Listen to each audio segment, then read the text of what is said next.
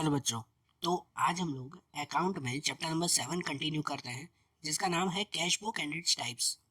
देखो, इस चैप्टर में हम लोगों ने सिंगल कॉलम कैश बुक मतलब कि जो सिंपल कैश बुक आती है वो, और 2 कॉलम वाली कैश बुक वो हमने बनाना सीखी थी ना, जिसमें कल हमने क्वेश्चन नंबर 5 किया था, जिसमें कैश और बैंक कॉलम वाली हमने कैश बुक तैयार की थी।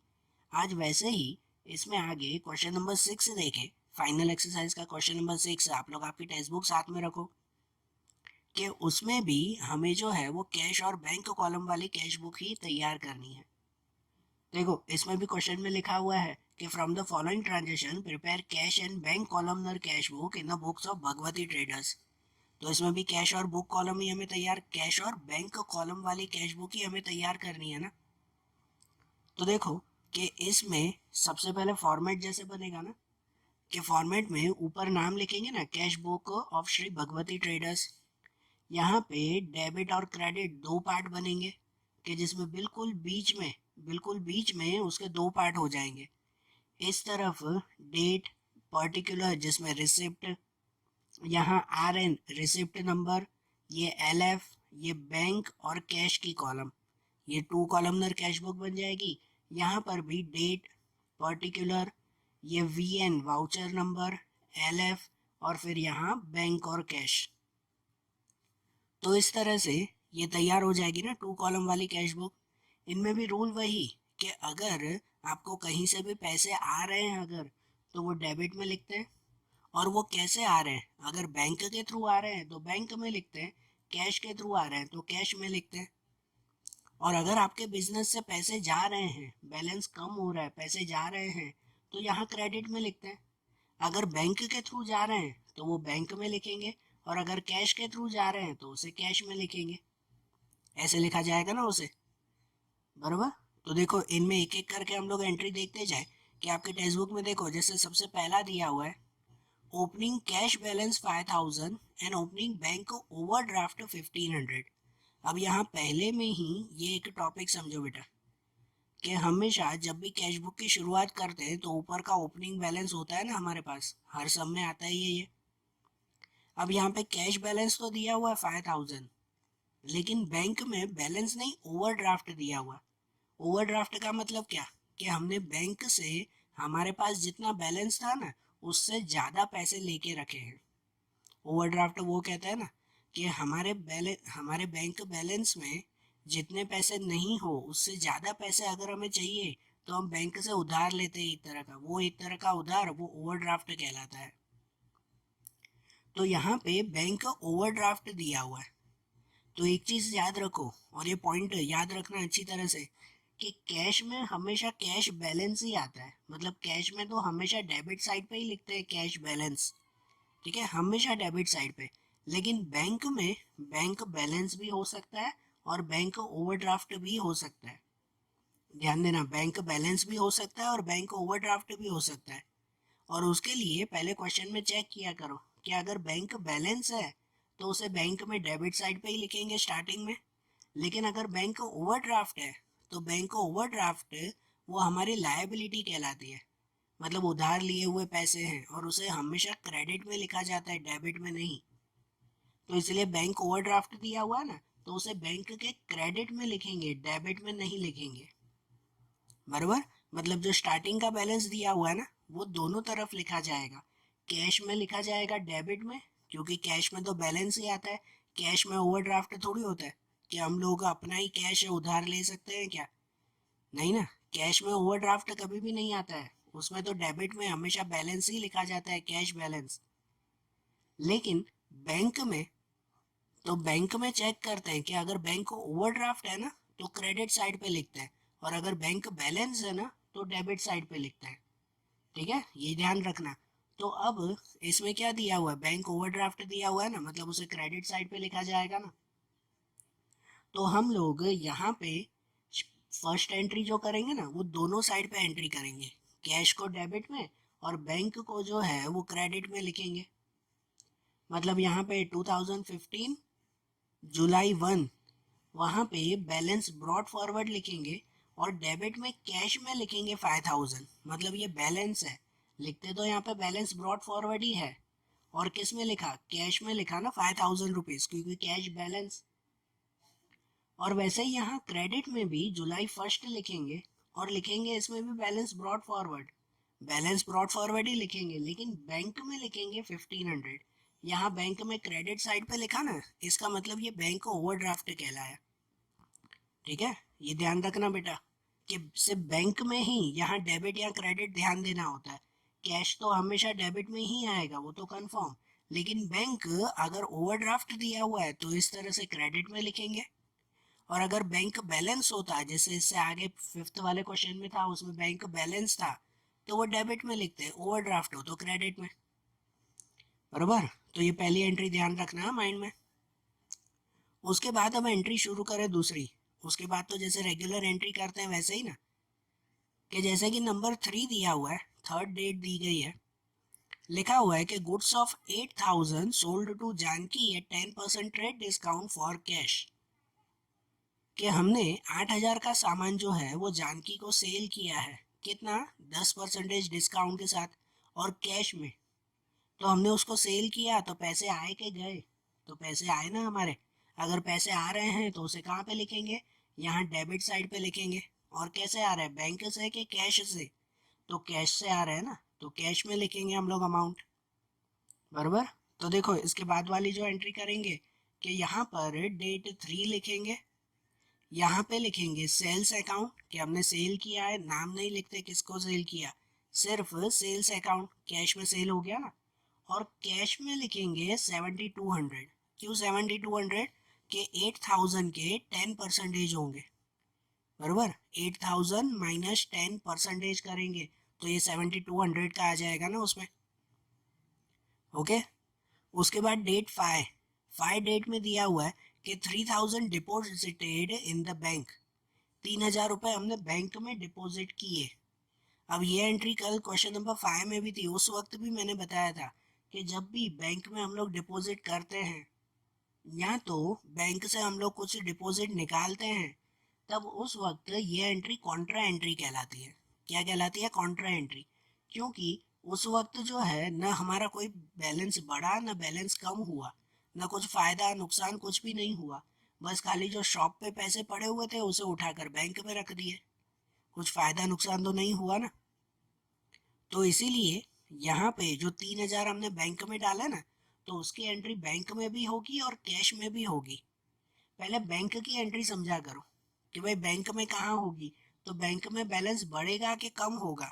हम लोग बैंक में पैसे डिपॉजिट कर रहे हैं, तो बैंक में बैलेंस बढ़ेगा कि कम होगा, बैंक में बैलेंस बढ़ेगा ना, तो इसका मतलब बैंक में डेबिट साइड पे लिखेंगे, बैलेंस बढ़ेगा इसलिए उसे डेबिट साइड में लिखेंगे। फिर कैश का चेक किया करो कि कैश में बैलेंस बढ़ेगा या कम होगा। कैश में बैलेंस कम होगा क्योंकि हम लोग यहाँ से पैसे उठाकर बैंक में रख रहे हैं, तो यहाँ पे तो बैलेंस कम हो गया ना।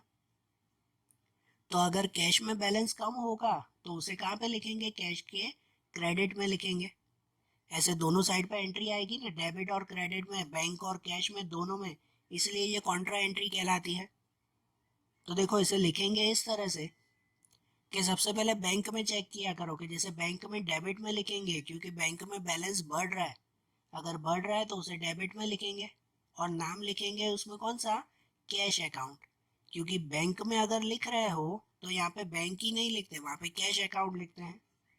और कैश में, तो कैश में क्रेडिट में लिखेंगे 3000 रुपीज़, कैश के क्रेडिट में ये 3000 रुपीज़ लिखे जाएंगे कि कैश कम हो रहा है, यहाँ से कैश उठाकर हम लोग बैंक में डाल रहे हैं।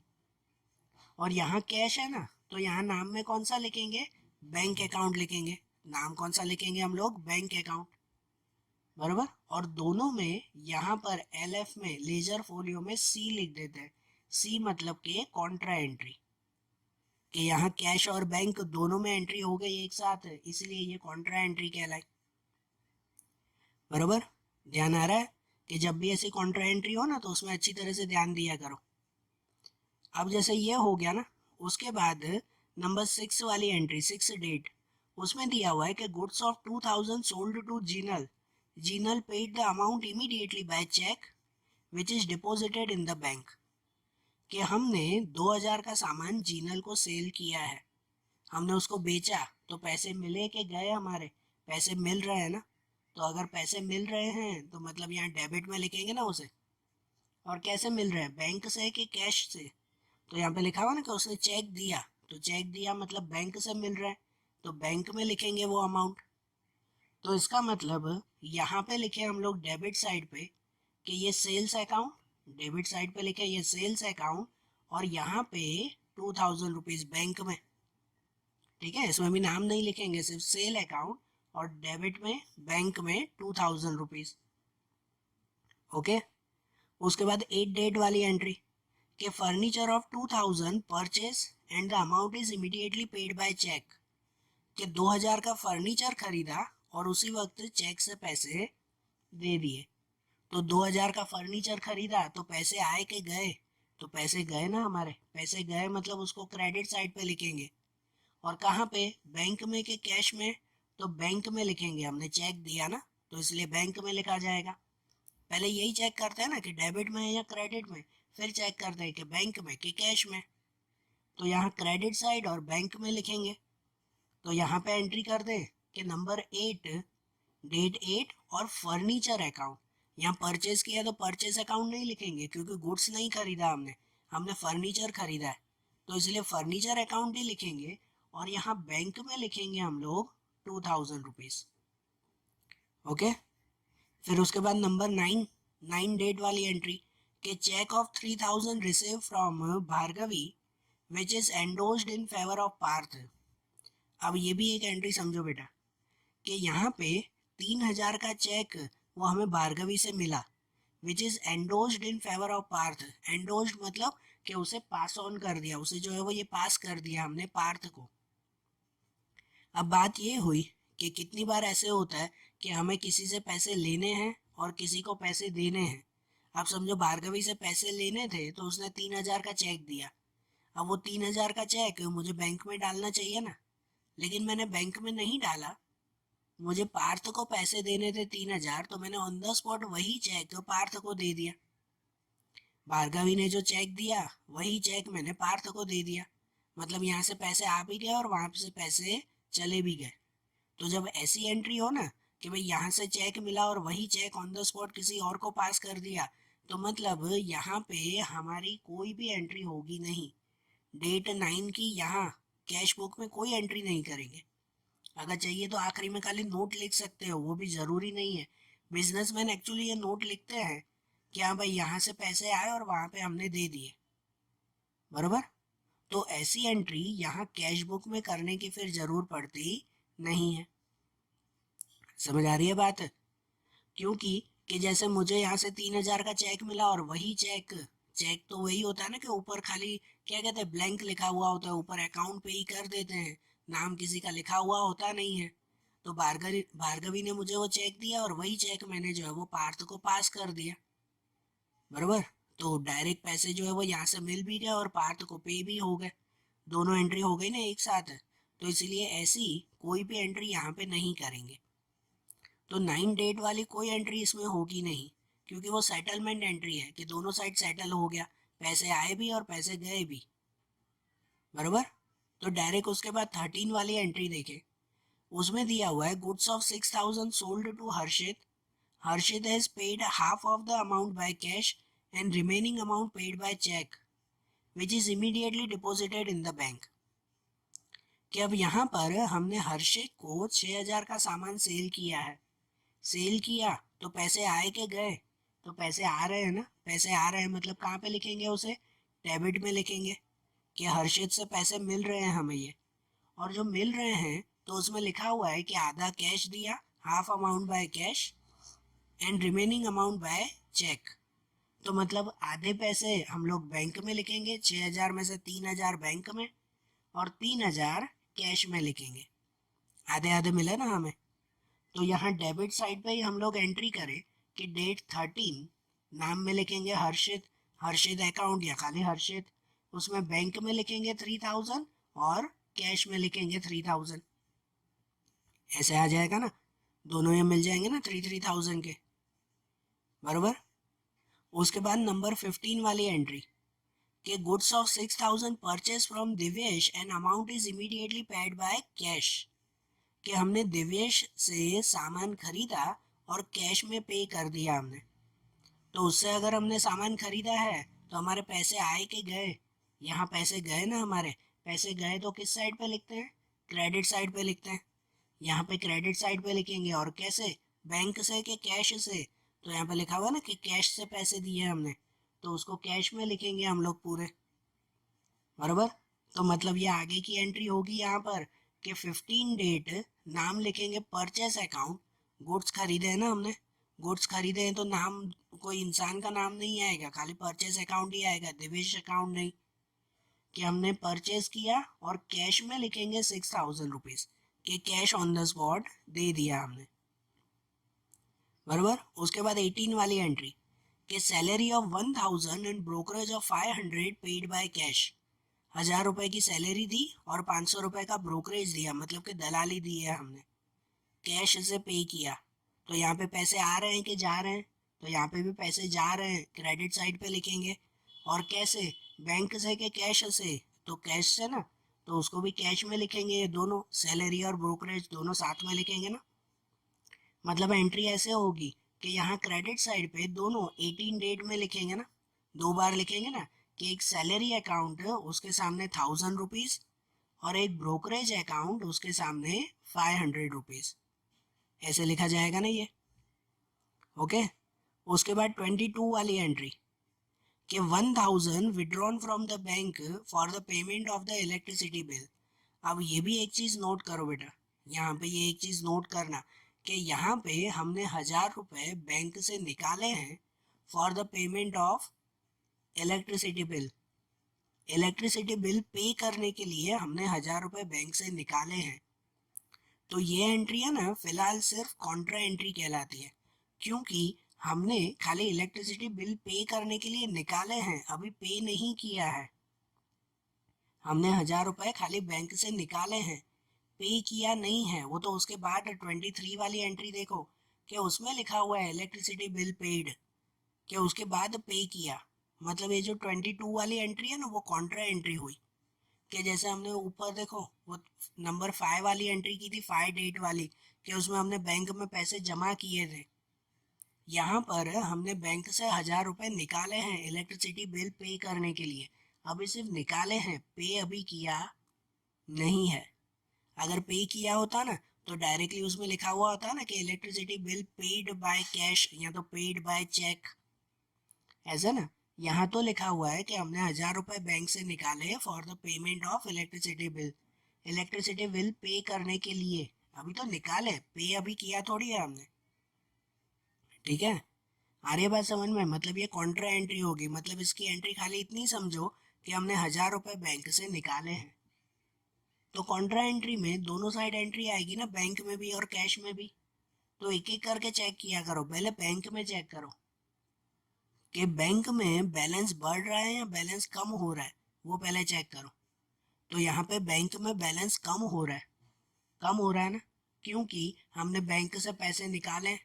तो बैंक में बैलेंस कम होगा, मतलब बैंक में किस साइड लिखेंगे? क्रेडिट में। क्रेडिट में बैंक में लिखेंगे ये 1000 रुपए। और कैश की बात करो कि कैश में बैलेंस बढ़ रहा है या कम हो रहा है, तो कैश में बैलेंस बढ़ेगा ना। हमारे पास 1000 रुपए आए ना, हमारी शॉप में 1000 रुपए आ जाएंगे ना बैंक से निकाले तो अगर कैश में बैलेंस बढ़ रहा है मतलब उसे कहाँ लिखेंगे? तो उसे डेबिट में लिखेंगे, कि डेबिट में कैश में लिखेंगे हम लोग। ठीक है, दोनों में एक एक पहले माइंड में चेक कर लिया करो कि भाई बैंक में बैलेंस कम हो रहा है, हम लोग बैंक से निकाल रहे हैं तो उसे क्रेडिट में, और कैश में बैलेंस बढ़ रहा है तो उसे डेबिट में। ऐसे लिखा जाएगा ना। बराबर। तो देखो इसकी एंट्री ऐसे होगी कि यहाँ 22 डेट में, पहले अगर आप लोग बैंक का चेक कर रहे हो तो बैंक में बैलेंस कम हो रहा है, मतलब बैंक में यहाँ क्रेडिट साइड पे लिखेंगे 1000 रुपीज। वहां से बैलेंस निकाला ना हमने, तो 1000 रुपीज क्रेडिट में, और नाम में क्या लिखेंगे? Cash account. बैंक में बैंक नहीं लिखते, तो वहां पे कैश अकाउंट करके लिखेंगे। और कैश में अगर चेक करो तो कैश में बैलेंस बढ़ रहा है, तो कैश के डेबिट में लिखेंगे 1000 रुपीज, और नाम लिखेंगे उसके आगे बैंक अकाउंट। अगर कैश में लिख रहे हो अमाउंट तो नाम में बैंक अकाउंट, और दोनों में आगे कॉन्ट्रा एंट्री करेंगे। बरोबर ना। LF में आगे लिख देंगे C, मतलब कि ये कॉन्ट्रा एंट्री हो गई। समझ आई बात। ये चीज़ ध्यान देना, खाली इलेक्ट्रिसिटी बिल नहीं, कोई भी बिल के लिए अगर हमने वहां से पैसे निकाले हैं तो ऑन द स्पॉट पहले इलेक्ट्रिसिटी बिल नहीं लिखना है, ये समझो कॉन्ट्रा एंट्री हुई। फिर उसके बाद 23 वाली एंट्री देखो, उसमें दिया हुआ है कि अब हमने इलेक्ट्रिसिटी बिल पे किया, इलेक्ट्रिसिटी बिल पेड। पे किया मतलब कि कैश में ही पे किया ना, कुछ भी मेंशन नहीं है ना, मतलब कैश में हमने पे किया। कितना, तो अमाउंट भी लिखी नहीं हुई है, मतलब 1000 रुपये पे किए। 1000 रुपये हमने बैंक से निकाले थे ना, तो वही हमने पे किए हैं। तो पे किए मतलब क्रेडिट साइड पे लिखेंगे ना, हमारे पैसे गए। और कहाँ पे लिखेंगे, कैश में लिखेंगे 1000 रुपये की, कैश में गए हमारे 1000 रुपये। तो इसलिए उसके बाद वाली एंट्री ये 23 डेट में यहाँ क्रेडिट में लिखेंगे इलेक्ट्रिसिटी बिल पेड, है ना, यहाँ इलेक्ट्रिसिटी बिल अकाउंट। और कैश में 1000 रुपीज़, कैश में 1000 रुपीज़ लिखा जाएगा। बरोबर, ध्यान से समझना है। 23 और 22 दोनों ये एंट्रीज। उसके बाद 24 वाली एंट्री देखें, उसमें दिया हुआ है goods of 1400 sold to Smith for which he issue a cheque of necessary amount which is immediately deposited in the bank. कि 1400 रुपीज़ का सामान हमने स्मिथ को सेल किया और उसने उसी वक्त जो है वो चेक दे दिया हमें। तो हमने उसको सेल किया तो पैसे आए के गए, तो पैसे आए ना, मतलब डेबिट में लिखेंगे ना। और बैंक में के कैश में, तो बैंक में, क्योंकि वहां पे चेक दिया उसने 1400 का। बराबर, तो यहाँ डेबिट के साइड पे हम लोग एंट्री करेंगे डेट 24, उसमें लिखेंगे सेल्स अकाउंट, सेल्स अकाउंट लिखेंगे और डेबिट में 1400 लिखेंगे। बराबर, डेबिट में 1400 करके लिखा जाएगा फिर उसमें। फिर उसके बाद 27 वाली एंट्री है जिसके अंदर लिखा हुआ है कि bank inform that check issued by Smith is dishonoured. अब ये भी चीज़ ध्यान दो बेटा, 27 डेट को बैंक ने हमें ये इन्फॉर्म किया कि जो स्मिथ का चेक था ना, ये 1400 का चेक उसने दिया ना हमें, बराबर ना, जो इसको सेल किया था यहाँ 24 डेट में, वो डिसऑनर्ड हो गया। डिसऑनर्ड मतलब कि वो चेक बाउंस हो गया, वो चेक कैंसल हो गया। भाई मैंने स्मिथ को सामान बेचा था 1400 का, उसने मुझे ऑन द स्पॉट चेक दे दिया था, तो वो उसने चेक दे दिया, तो उस वक्त मैंने बैंक में भर दिया और कैश बुक में यहाँ डेबिट में लिख दिया कि हाँ भाई बैंक बैलेंस बढ़ गया। लेकिन बैंक उसी वक्त चेक पास थोड़ी करती है। आप लोगों को भी ध्यान होगा कि अगर आप बैंक में कोई चेक वहाँ पे डिपॉजिट करने जाते हो, चेक भरने जाते हो, तो वो चेक ऑन द स्पॉट पास नहीं होता, उसे 2-3 दिन लगते हैं ना। तो हम लोग तो उस वक्त ऐसा मान लेते हैं ना कि हाँ भाई फिलहाल तो चेक पास हो गया, हमारा बैंक बैलेंस बढ़ गया। लेकिन 2-3 दिन बाद अब बैंक ने हमें ये इन्फॉर्म किया कि भाई जो है, जो आपने चेक भरा था 1400 का, वो डिसऑनर्ड हो गया, वो चेक कैंसिल बाउंस हो गया। हो सकता है कि शायद स्मिथ के अकाउंट में इतने पैसे नहीं थे, तो वो चेक जो है वो बाउंस हो गया। तो इसकी एंट्री कैसे, तो इसकी एंट्री इसकी अपोजिट एंट्री करते कि जब पैसे मिले तो हमने कहाँ पे लिखा था, डेबिट में लिखा था ना 1400। अब पता चला कि वो पैसे तो चले गए, बराबर ना, वो पैसे तो मिले ही नहीं हमें 1400। तो इसलिए उसकी एंट्री कहाँ कर देंगे, अपोजिट साइड पे कर देंगे, क्रेडिट में। कि जब मिले थे हमें 1400 तब उस वक्त हमने डेबिट में लिखा था, लेकिन अब पता चला कि वो तो मिले ही नहीं, बैंक में तो जमा हुए ही नहीं। तो जमा हुए ही नहीं तो उसको क्या करेंगे, यहाँ क्रेडिट पे। जब भी ऐसी डिसऑनर्ड की एंट्री हो, कोई चेक कैंसिल हो गया हो या और कुछ प्रॉब्लम हो गई हो और हमने ऑलरेडी लिख दिया हो, तो उसको हटाने के लिए हम लोग अपोजिट साइड पे लिख देते हैं। मैंने पहले ही लिख दिया कि 1400 बैंक में आ गए हैं, डेबिट साइड पे लिख दिया। लेकिन 3 दिन बाद पता चला कि वो 1400 तो आए नहीं मेरे पास, तो वो डेबिट में से हटाकर फिर उसको कहाँ लिख देंगे, क्रेडिट में। मतलब ये 1400 यहाँ पे लिख दिया जाएगा डेट 27 और यहाँ पे 1400, बराबर। और नाम में, तो नाम में अब स्मिथ का नाम लिखेंगे, अब सेल्स नहीं लिखेंगे। यहाँ पे सेल्स लिखा था लेकिन अब सेल नहीं, क्योंकि ये जो 1400 है वो अब हमें स्मिथ से लेने पड़ेंगे ना। उसने पहले चेक दिया, वो चेक तो बाउंस हो गया, खराब हो गया, कैंसिल हो गया। तो अब वो स्मिथ से ही हमें पूरे 1400 वापस लेने हैं ना। तो इसीलिए अब यहाँ पे नाम लिखा जाएगा जब ऐसा चेक कैंसिल हो जाए तो।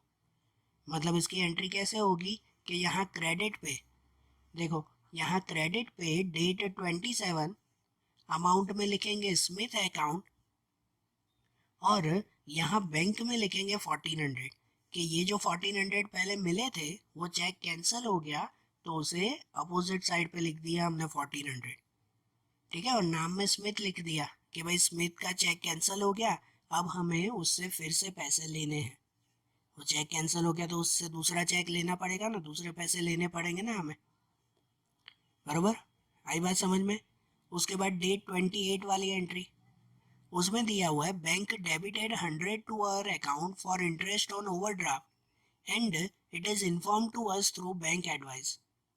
भाई हमने बैंक से जो ओवरड्राफ्ट लिया था ना, यहाँ स्टार्टिंग में ही था कि भाई ये 1500 रुपये का ओवरड्राफ्ट हमने लिया था, कि भाई एक्स्ट्रा पैसे हमने लिए थे तो उसका इंटरेस्ट वो बैंक को देना पड़ेगा ना। बैंक से हमने समझो उधार लिए थे ये 1500 रुपये का, तो उसका ब्याज भी तो देना पड़ता है ना। बैंक ऐसे ही थोड़ी मदद कर दिए कि हाँ भाई ले जाओ भले उधार, तो उसके 100 रुपीज़ हमें इंटरेस्ट देना है बैंक को। देना है मतलब बैंक ने ऑलरेडी हमारे बैंक बैलेंस में से कट कर दिया, बैंक बैलेंस में से काट दिया उसने पैसे 100 रुपये। ठीक है, और वो बैंक एडवाइस के थ्रू हमें पता चला, मतलब कैसे वो मैसेज आता है या इन्फॉर्मेशन मिलती है, उसके थ्रू पता चला कि भाई बैंक ने जो है वो 100 रुपये कट कर दिए हैं। तो उसकी एंट्री कहाँ आएगी, पहले तो चेक करो पैसे आए के गए। तो यहाँ पैसे गए ना हमारे, क्योंकि बैंक से हमने उधार लिया था ओवरड्राफ्ट, उसका इंटरेस्ट देना पड़ा, हमें देना पड़ रहा है, तो पैसे गए। पैसे गए तो कौन सी साइड पे लिखते हैं, यहाँ पे लिखते हैं क्रेडिट साइड पे। ठीक है, सही बात है इसकी। तो यहाँ पे 28 वाली एंट्री, यहाँ पे लिखेंगे क्रेडिट पे लिखेंगे इंटरेस्ट ऑन ओडी, मतलब कि ओवरड्राफ्ट, ओवरड्राफ्ट का इंटरेस्ट, और बैंक में लिखेंगे 100 रुपीज़। बैंक में से ही कट हुआ ना, ये 100 रुपीज़ यहाँ लिख देंगे। ओके ना, सब एंट्रीज हो गई। अब सब एंट्रीज हो गई तो क्या करते हैं, इसको क्लोज करते हैं। क्लोज करके दोनों का बैलेंस ढूंढे ना, कैश और बैंक में कितना कितना बैलेंस बचा। पहले एक एक करके अमाउंट क्लोज करते हैं, पहले कैश का। तो कैश में ना हमेशा यहाँ डेबिट साइड पे ही टोटल ज़्यादा होता है, कैश में हमेशा डेबिट साइड पे टोटल ज़्यादा होता है। तो मतलब इस साइड का जो है वो पहले टोटल करके बताएंगे, इस साइड का टोटल करके बताएंगे कितना आ रहा है, और फिर वही टोटल यहाँ पे भी लिखते हैं ना। तो अब इसका टोटल करें ना, तो यहाँ पे ये दो लाइन करके लिख देंगे कि भाई पहले इस साइड का टोटल आ गया 16,200। ये क्लोजिंग तो सब में जैसे करते हैं वैसे ही करेंगे। ये 16,200 वही अमाउंट फिर यहाँ पे भी लिख देंगे ना, कि यहाँ पे भी लिख दें 16,200, ये भी लिख दिया। और फिर इस अमाउंट में से फिर ये ऊपर की सभी अमाउंट माइनस करते हैं, कि यहाँ हमें सब पैसे मिले थे 16,200, वही हमने यहाँ पे भी लिखे, और उसमें से ये सब पैसे गए हमारे, तो ये सब माइनस करें तो बाकी का बैलेंस यहाँ पे लिख सकते हैं ना। तो ऊपर की अमाउंट अगर माइनस करें ना, तो आखिरी में ये बैलेंस कैरी फॉरवर्ड, ये शॉर्ट में लिख रहा हूँ, बैलेंस कैरी फॉरवर्ड कितना लिखेंगे, 4,700 रुपये, बराबर। जितना कैश आया उसमें से जितना कैश गया वो माइनस करो, तो अब हमारे पास कैश का बैलेंस बचा है 4,700 रुपये, जो हम लोग आगे लेके जाएंगे। अब बैंक को क्लोज करें। अब ये चीज़ ध्यान दो बेटा, जब कैश को क्लोज करते हो ना, तो कैश में हमेशा डेबिट साइड का ही टोटल ज़्यादा होता है, क्योंकि कैश में तो बैलेंस ही आता है ना, कैश में ओवरड्राफ्ट कभी नहीं आता। लेकिन बैंक में, तो बैंक में ओवरड्राफ्ट भी आता है और बैंक बैलेंस भी होता है, दोनों कंडीशन आ सकती है ना, बैंक ओवरड्राफ्ट भी और बैंक बैलेंस भी। तो ऐसी कंडीशन में बैंक के लिए पहले चेक किया करो किस साइड का टोटल ज़्यादा है, कि डेबिट का टोटल ज़्यादा है कि क्रेडिट का टोटल ज़्यादा है। अमाउंट देख के ही पता चलता है ना, कि यहाँ पे 3,000, 2,000, 3,000 कुछ जो है वो इसमें ही 8,000 कुछ हो जाते हैं, और यहाँ पे देखो तो 1,000, 2,000, 1,000, ये तो उससे कम होंगे ना। तो इसका मतलब डेबिट का टोटल ज़्यादा है ना। अगर डेबिट का टोटल ज़्यादा आ रहा है ना, मतलब बैंक बैलेंस बचेगा आखिरी में। और अगर क्रेडिट का टोटल ज़्यादा आ जाता ना, मतलब कि बैंक को ओवरड्राफ्ट बचता आखिरी में। समझ आ रही है बात है। तो इसीलिए यहाँ पे तो डेबिट में ही है, आगे के कोई सम आएंगे जिसमें क्रेडिट का टोटल ज़्यादा होगा, यहाँ पे तो डेबिट में ही है। तो यहाँ डेबिट में इस साइड का अगर टोटल बताए तो इस साइड का टोटल आ जाएगा ये 9400, यहाँ का पूरा टोटल, वही टोटल फिर यहाँ पे भी लिखेंगे कि यहाँ पे भी लिख दिया 9400, और ये 9400 में से ये ऊपर की सभी अमाउंट बैंक की माइनस करेंगे। ये सब चीज़ें माइनस करें ना, तो ये अगर माइनस करें तो बचेगा कितना आखिरी में बैलेंस, तो ये बैलेंस बचेगा 3400, बराबर। ये अमाउंट बचेगी ना बैंक की, ये बैंक बैलेंस। और ये जो बची वो बचा कैश बैलेंस 4700 रुपये। उसके आगे यही लिखते हैं ना, bank sorry balance carry forward, balance carry forward date 31, हमेशा महीने की आखिरी डेट। तो महीने के आखिरी दिन में पता चला कि अब हमारे पास बैंक में इतना बैलेंस पड़ा हुआ है 3400, और कैश में इतना बैलेंस पड़ा हुआ है 4700 रुपीज़। ओके। और ये जो बैलेंस बचता है ना दोनों का, कि ये बैलेंस हम लोग आगे लेके जाएंगे अगले महीने में, कि जैसे ये जुलाई मंथ है तो उसके आगे यहाँ पर अगस्त मंथ करके लिखते हैं ना, तो उसके आगे नेक्स्ट मंथ में उसे लेके जाएंगे कि इस तरफ नीचे एक लाइन बना देंगे 2015 अगस्त फर्स्ट, कि ये 1 अगस्त को बैलेंस ब्रॉड फॉरवर्ड करके लिखेंगे कि भाई बैंक में 3400 और कैश में 4700 रुपीज़, बराबर। यहाँ जो बैलेंस बचा तो वही बैलेंस अब आगे लेके आए ना हम लोग, ध्यान आ गया ये, ठीक है। तो देखो आज भी जैसे हमने ये बैंक और कैश कॉलम हमने की ना, अब ऐसे ही इनके दूसरे सम से दूसरी मेथड कि अब 2 कॉलम के बाद 3 कॉलम वाली कैश बुक, वो अब हम लोग अगले वीडियोस में देखेंगे। Okay, thank you.